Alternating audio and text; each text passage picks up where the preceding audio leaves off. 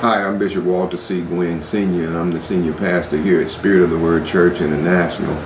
And we're located in the Oakview Terrace neighborhood where we're actually having a discussion about the lack of transportation in a community that is highly impacted on Sundays, or a lack thereof. And we're discussing the fact that life is happening in all communities. And if life is happening in all communities, life is happening in this community. And so to isolate this community from being able to meet their needs because they have a lack of transportation is an atrocity, especially whenever we're talking about joining communities together. And there's no way we can join communities together whenever one community is being underserved while other communities are being overserved. And so it takes more than just a conversation. It takes action. And that's what these folks in this community, as well as the people in our congregation, are interested in doing, and that is rallying to make sure that this community, as well as other communities, are being served with every opportunity that the city and the county affords them. Everyone should have the opportunity to be able to get to work, to be able to go to the grocery store, to be able to go and visit friends and family, whatever the case may be, not just 6 days a week, but 7 days a week. If they want to come to church and they don't have a means of transportation, they should be able to get to church. If a senior citizen cannot get to the drugstore, they should be able to go to the drugstore. And at this point, we have people who are being our brother's keeper, and they're helping by, committing their transportation to help others get around. But that's so 1960-ish. We are in the 21st century.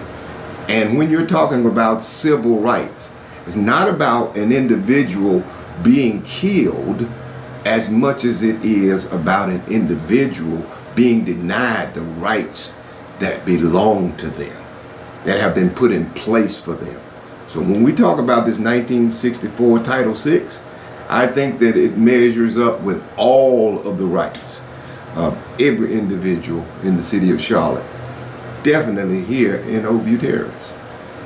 But here we are having to talk about the lack of city transportation. Well, whenever you are attempting to get your rights that people have died for, when you're talking about getting your rights, one thing I learned about being successful, if you're going to be successful at doing anything, I believe the first thing you got to do is you got to get attention. And this rally that you all are having is going to get that attention. I don't care if you got to scream, you got to scream, do it. If you have to yell, yell. Whatever it takes, as long as you are peaceful, as long as you are making known what your requirements are, not a desire. Because when you're talking about civil rights, this is a demand, especially when it's not being given to you freely.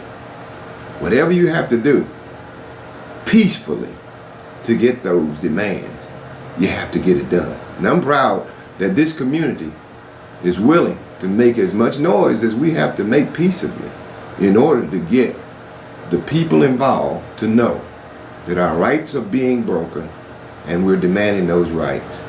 And this is an exciting time for this community as well as this city, especially if we can come together and get this done, not only here, but all around the city. And I believe that that's what camaraderie is all about. That's what coming together is all about. That's what working together is all about. If our equation is to be successful as a city, that means we have to go in every pocket of the city and make sure we have everyone's rights appreciated. Now the average person may be asking the question, why should I even get involved? When we talk about the civil rights portion of this, well, I'll say to the mom, the reason why you should get involved is so your child, in the event that you don't have transportation, can get to that Little League practice, or can get that ride to school, or can get that ride to the to the library on Sunday, or whatever the case may be. Why should the senior citizen get involved? Because when you don't have the money to call a cab, city transportation is one of the cheapest ways to get to the drugstore or to the grocery store. And so why should you get involved? Because it's a violation of your lifestyle, not just your rights, your lifestyle. So it alters your lifestyle. It tells you what you can do. It tells you what you can't do. It tells you when you can do it and when you can't do it. It tells you what time you can do it and what time you can't do it. That's how it violates your lifestyle. And I believe that, again, people have suffered, they have bled, they have died, so we can have civil rights. So this is very similar to when someone says, you got to get out there and vote, because people worked towards you having the ability to vote. Would you say that's similar? That is similar. In fact, there were those, if you think about the civil rights itself, the civil rights centered around a bus ride.